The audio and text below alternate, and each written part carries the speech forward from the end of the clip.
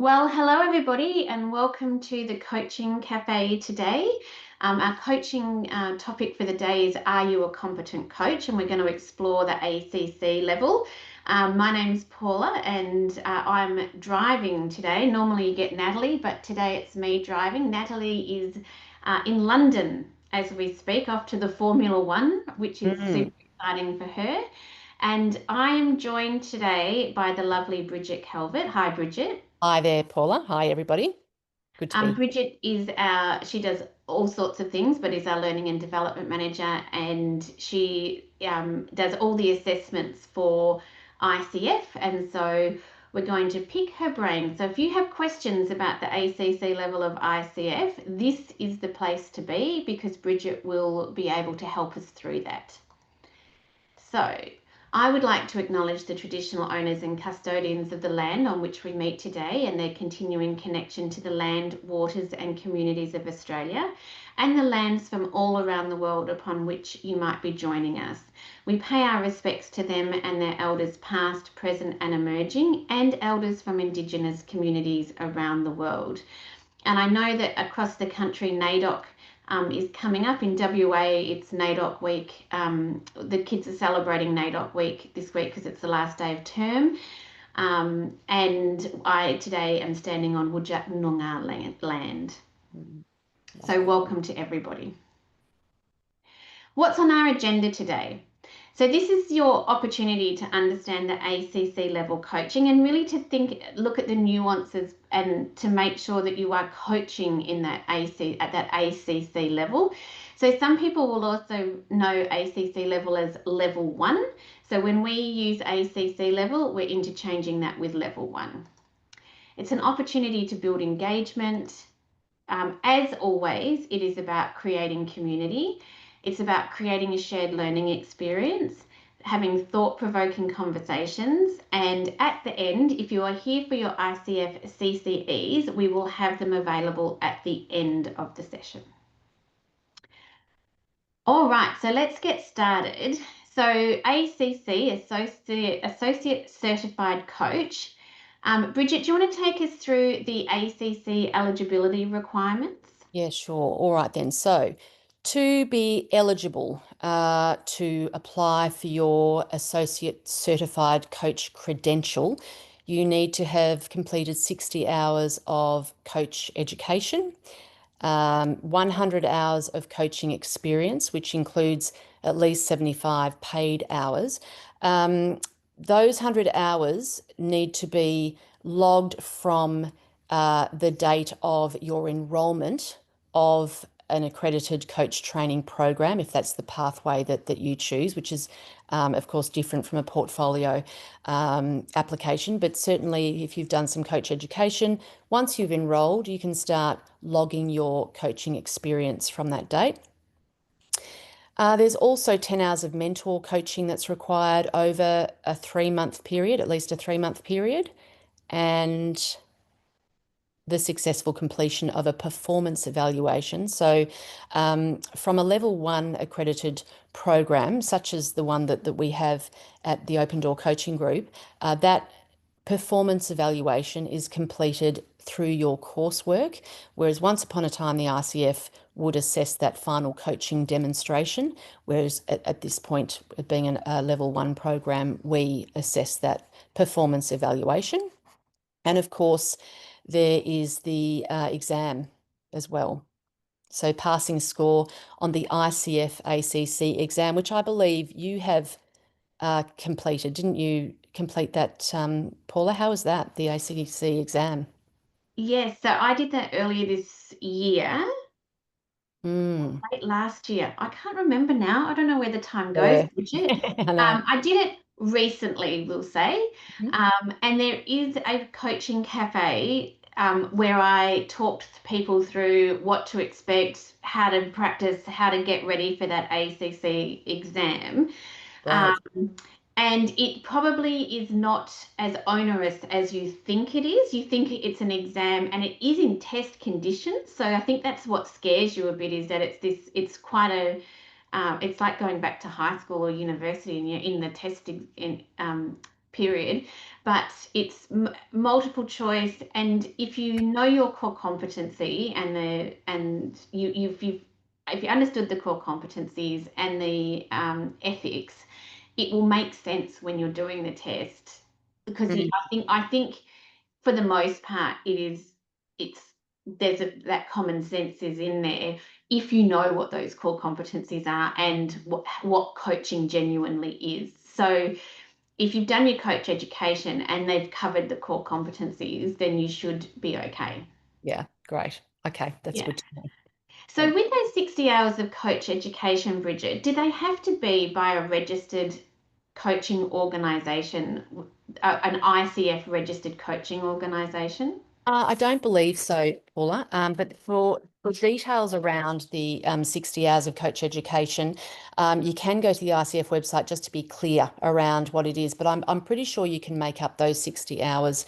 It doesn't necessarily have to be at level one, but it may make a difference in terms of your pathway, because the level one accreditation allows you to move forward with an application with a letter provided to say that you have that level one accreditation, if you like, to be able to apply for your ACC credential, which also includes your mentor coaching, which will be in that level one program, and the successful completion of a performance evaluation is included. So everything, apart from, of course, your coaching hours, which you'll have to log outside of those 60 hours of coach education, but your mentor coaching, your performance evaluation, is included in that level one program.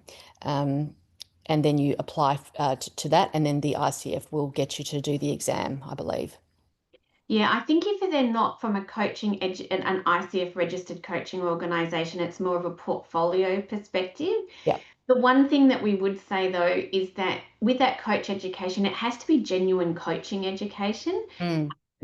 You have to be able you might have to provide the agenda and what's included, because what they want to make sure is that the coaching education that you're receiving is at the level and Mm. is following the core competencies and the code of ethics from a coaching perspective. So if you did a 1 day workshop at work and they had a coaching feel about it, it might not be enough for That's that coach education space. That's correct. So there are two pathways, and it's not the accredited coach training program pathway is different from a portfolio pathway, even though you can make up your 60 hours in different ways, but that will be impacted by which pathway you actually take. And it is best to go to the ICF website as well, just to clarify all the points as to what their requirements are. Yeah, and one of the things I love about our program, and we don't normally spruik it all the time, but I love that with ours, it's very clear and we have included everything in it so that it's much easier. If you Mm. want if you want to become an ACC, come and do our Cert 4 face to face. You get your 60 hours of coach training, your 10 hours of mentor coaching, performance evaluation. You just then need your 100 hours of coaching experience, pass your exam, and off you go. Exactly. Very smooth sailing, straightforward process. That's how we like it, isn't it, Bridget? Definitely. Keep it simple, I say. Yes. So there are, of course, the ICF core competencies, of which there are 8. So these are the core competencies that we take into consideration, of course, when I am assessing your coaching demonstrations. Those core competencies demonstrates ethical practice, embodies a coaching mindset, establishes and maintains agreements, cultivates trust and safety, maintains presence, listens actively, and evokes awareness. Now, I don't know if you want to take a little screenshot of that slide there, because when we move to the next slide, I'm going to talk a little bit more in depth around how are those demonstrated from a coaching session perspective. So when I'm listening to your coaching, how do I know that you are demonstrating these ICF core competencies? So we'll move on to the next slide, and just have a look at these. Oh, yes, and facilitating client growth is number 8. Listens actively, evokes awareness, facilitates client growth. 1, 2, 3, 4, 5, 6, 7, 8 core competencies there. So if you want to take a screenshot, do. And then we'll move on to demonstrating ACC level coaching. Now you'll notice that I've added some numbers here, and I've done that on purpose just to align that statement against the ICF core competency. Now, whilst they will cover many, that if you're demonstrating curiosity, that may cover, a number of core competencies. So they don't all slot into one core competency and then you move on to the next. It will be an overall assessment of what you're demonstrating. But I just thought I would put those numbers there just to give you some sort of insight. So, when we're thinking about competency number one, which is demonstrates that ethical practice, what does that mean? Well, it's being aligned with the ICF Code of Ethics and consistently remaining and being aligned in that role of coach. Now, that is across the board, whether we are applying for an ACC credential, a PCC credential, or an MCC credential. So that's across the board. We need to make sure that we're demonstrating alignment with the ICF Code of Ethics, so be familiar with that, and remaining in the role of coach. So what is coaching versus what it's not? So there's a lot that encapsulates the role of coach. So we need to make sure that we're remaining in that role throughout our coaching. The second core competency there is embodies a coaching mindset. So this is where we maintain a mindset that's open and curious, flexible and client-centered. And whilst essentially it cannot be fully captured really in a single moment in time, so you're not going to necessarily capture this in a coaching session, it is assessed, I believe, and Paula, you might confirm this, as part of your ICF credentialing exam, that embodying a coaching mindset, so that they know that you are aware of, you have the knowledge of and the ability to apply that competency in your coaching practice. Yes, and I think there's a question, there's a couple of questions in there about that, and they give you a scenario that, and then it says, and what's the best approach? And they give you examples, and some of them will be where you are not in a coaching mindset. So they're testing as they're going along that you are approaching the scenarios from a coaching mindset. Okay, yep, that's good. That's good.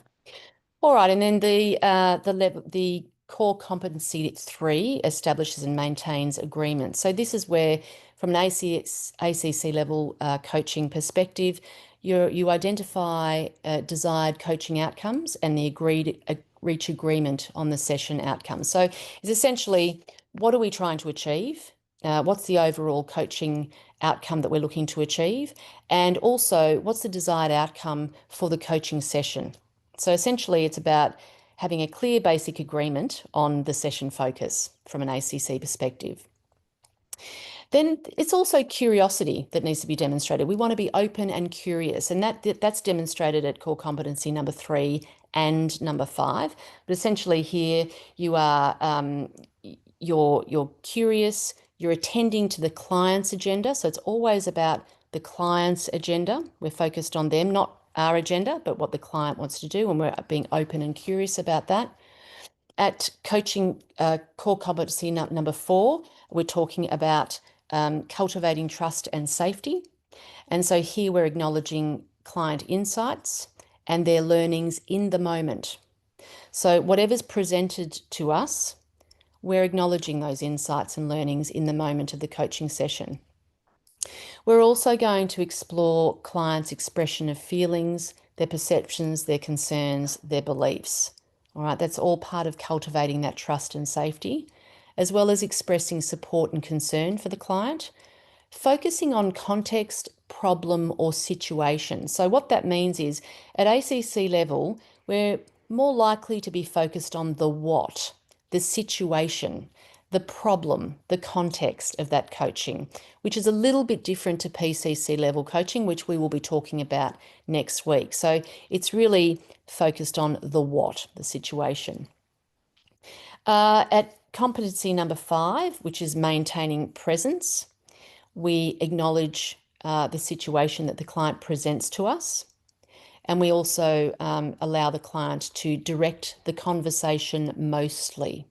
All right. So when I say mostly, there may be times where the coach might ask a leading question or something of the sort. But as long as they are mostly allowing the client to direct that conversation, that is fine, because we're looking for a minimum level. We're not looking for high level, ACC heading into PCC. We're looking at that minimum requirement. So we'll move on to the next slide, which is continuing on. So when we think about the core competency number 6, which is listening actively, how do we know? Well, we're present, we're focused, and we're reflective as coaches. We summarise and paraphrase to ensure our understanding of what the client is saying.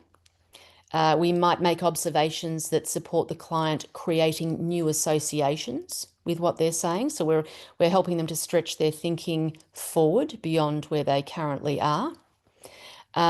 We might acknowledge new awarenesses, maybe learning and movement toward that desired outcome. At ACC level, at number 7, which is evoking awareness, it's acknowledging new awareness, learning and movement towards that desired outcome. As I just said, it's supporting the client viewing the situation from a new or different perspective. So that might include some reframing. We may inquire about or explore client ideas, their beliefs, their thinking, their emotions and their behaviours in relation to that desired outcome that they're wanting. Some shifts or insights may happen at ACC level. And then at number 8, of course, we are looking at the facilitating client growth, where we're asking questions to support the translation of that awareness into action. So we're asking those open, useful, and often surface level clarity at that ACC level. So we're not expecting deeper questioning at that ACC level. So these are the sorts of things alongside, you can look up the ICF core competencies, of course, as well on the ICF website to get some clarity and familiarisation around what it sounds like, what it feels like, how it's demonstrated to present at that ACC level coaching. We can. So if anyone has any questions about these, please pop them into the chat and we'll get to them. I was just going to go back a little, Brigitte, around that coaching, the coaching mindset. Yeah. What do you think? What do you think is the reason that this is such an important aspect in that ACC level coaching? Sure. Well, I think it's important around ACC, PCC, and MCC. Again, it's another one that is important, significant. Essentially, if it's not demonstrated, it would be an instant fail alongside with the ICF Code of Ethics and remaining in that consistent role of coach. So those core competencies 1 and 2 are imperative regardless of what level coaching you are performing at. So, embodying that coaching mindset is really important because, okay, you might have some questions on on the exam, but essentially you need to be living and breathing essentially that coaching mindset. So it's that growth mindset. It's that, I believe that you can. Essentially it's allowing self-reflection. So it's always being able to reflect on self, how we perform as coaches. So when you're coaching, it's being able to reflect on, your coaching session and look at what went well, what might you do differently, and that will always happen regardless of whether we're ACC, PCC, or MCC, because we're coaching in the moment, of course. So we're all going to be able to reflect on what went well and what we could do differently. And so it's really about being that sort of open, curious, flexible, and client-centered. So it's 100% focus on the coachee, on the client. So it's never about us. It's always about the coachee. We do not bring ourselves into that coaching conversation. We don't offer comparisons or, yes, I know how you feel, or this is what happened to me. The focus is completely on the client and understanding and attending to their agenda. So absolutely, whilst they're all important and they need to be demonstrated for certain levels of coaching to be clear, that 1 and 2 is significantly important and must be observed somewhat to be able to say, yes, you've passed that particular level of coaching, regardless of which level it is. And So reflective practice, preparing for sessions, all of those sorts of things. Go on, Paula. yeah, I often hear from new coaches, along the lines of, but they just don't have the answers or they don't know how to do this. So as I'm coaching through, if they don't know, it's that, and I might have to make suggestions for options to help them out because they don't know. Mm-hmm.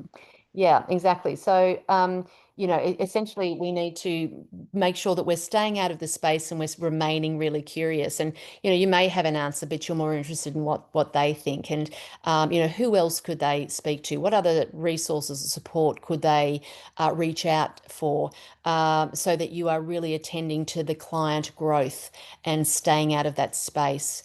And, not offering advice. Um, you know, it's important, I think, at every level to stay out of the space and really, whilst that staying out of the space and not offering advice is a non-negotiable at PCC and MCC level, I would certainly encourage people to remain out of that space at ACC level coaching as well, because you want to steer away from that, no advice giving. So moving on to the next slide.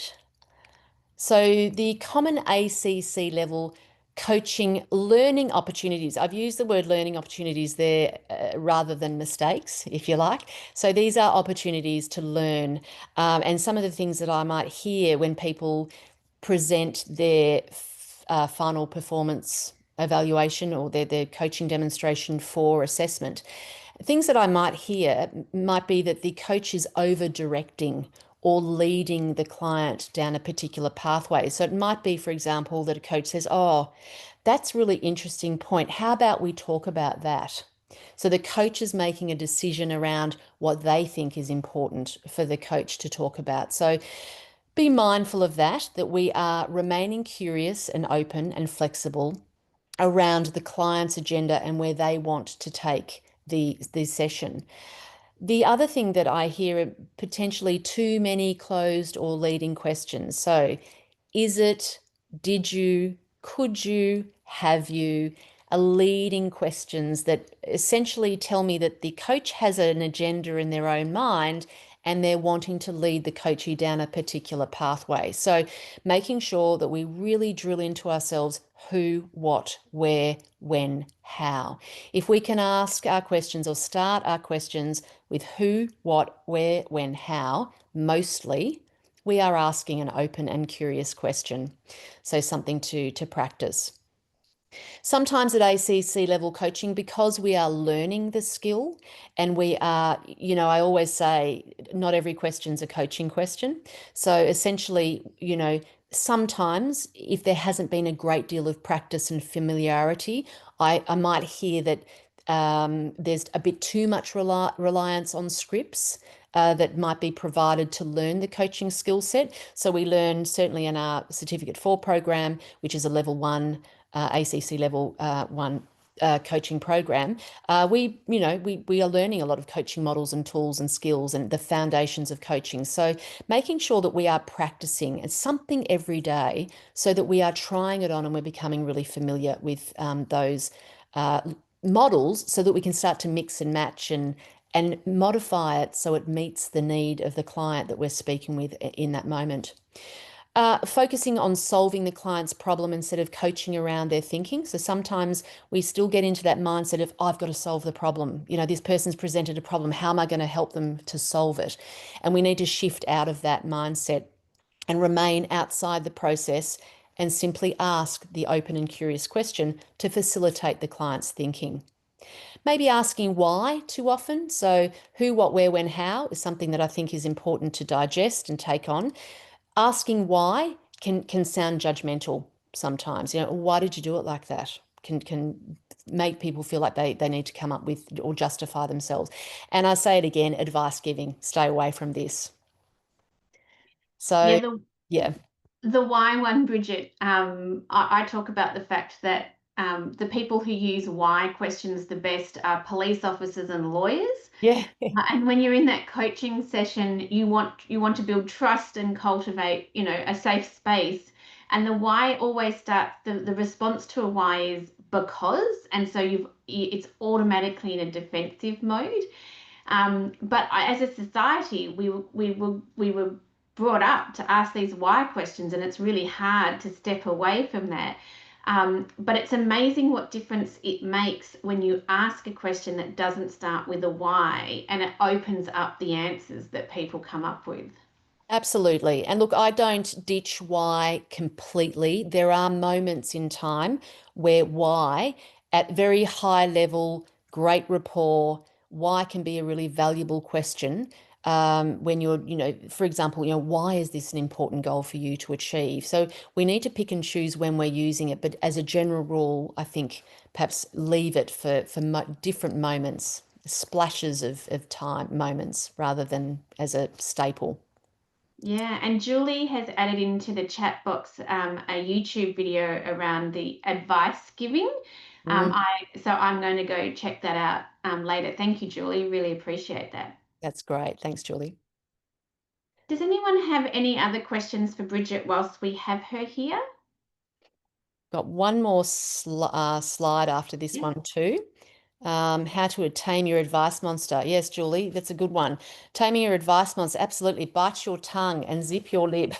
Essentially, stay out of the space and breathe. Remember, change.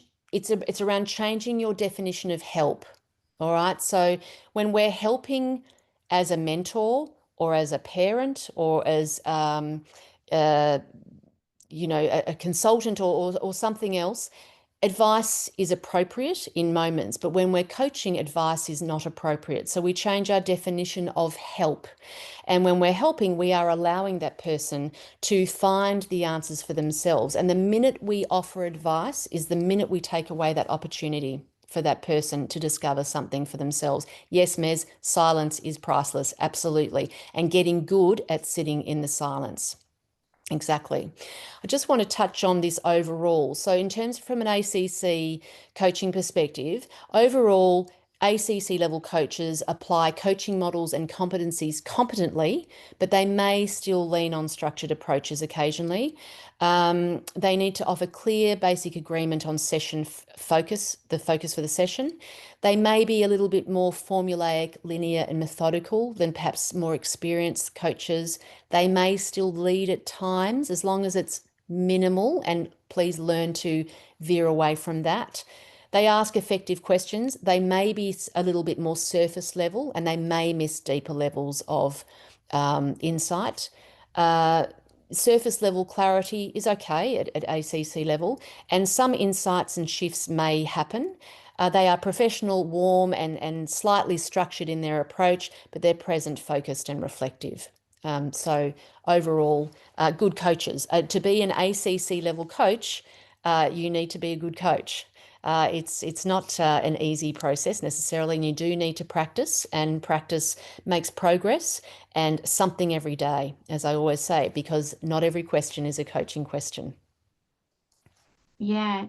And Julie, your question was, do we have any recorded demos of coaching sessions? I'm glad you asked this question because there'll be in in a few weeks we'll be actually dissecting some coaching demos. So we're going to listen to a coaching session and then have a chat about them in regards to and connect them back to the core competencies.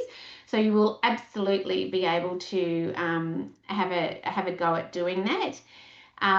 Stephen said, interesting to find the balance in between an outcome-based session versus not leading the client too much while remaining open and curious. And that it's part of the learning journey, which is because a coaching session should be outcome based always, because there's a goal that we start with. What's the goal that you want to achieve? And then at the end, what are the actions that you're going to take from here? And finding that balance between leading someone where you think they need to go versus allowing them that space to find where they need to go is one of the things that you learn how to do as you're going through. Absolutely. Um, And yes, we do have the coaching buddies. Yes. They'll probably start up again in sort of the end of July, August space. Actually, Paula, Oh, actually, no, I'm going to book some dates. Funny you say about coaching buddies, because I was just talking about that and talking about putting some dates in. So watch out for that because I think it will be coming up next week. So that was going to originally be at the end of July, August, but we think we might put one on earlier than that. So watch that space for a date next week. and in those coaching buddies, you never know who will jump on the line. So Mm, you might be able to have an opportunity to get some coaching from a diploma student or be coached or coach a diploma student and get feedback from that perspective. Or you might get some of our alumni who are experienced coaches. So it's a mm, really great opportunity to practice your coaching. absolutely. Yeah. All right. Well, thank you, Bridget, for taking us through that ACC. And next week, we're going to look at the PCC level and what those differences are between the ACC and the PCC coaching. Mhm. Um, we have our certificate for in workplace and business coaching. Our August program is currently full, but if you're looking for the program, it will be. We've got another one coming up in November, and we've just finished the first 8-day diploma program, which I had the absolute joy of being on, and it's been amazing. So if you're looking at taking your coaching to that PCC level, that's the program to come and have a look at. And we do executive coaching and mediation services. If you need us, you know where to find us. So thank you everybody for coming along today. And as always, happy Friday. And we look forward to seeing you next week. Lovely. Thanks, Paula.